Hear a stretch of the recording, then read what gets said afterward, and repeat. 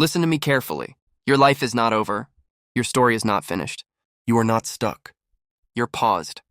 And a pause is not the end. It's a moment before something greater begins. Some of you think you're too late, too old, too broken, too behind. But that's a lie your fear tells you. If you can hear this message, then you still have time. Time to rebuild. Time to restart.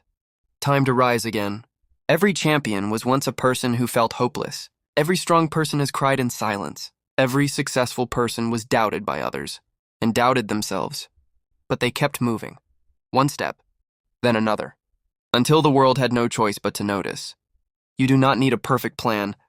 You do not need the right timing. You do not need anyone's permission. What you need is courage. Courage to take the first step. Courage to fail. Courage to stand back up when life knocks you down. And hear this clearly. Your future is not decided by your past. Your future is decided by the choices you make today. Not tomorrow. Not next week. Today. So get up. Wipe your tears. Straighten your back. And walk toward the life you deserve. Not because it's easy, but because it's possible. You are stronger than you think. You are more capable than you believe.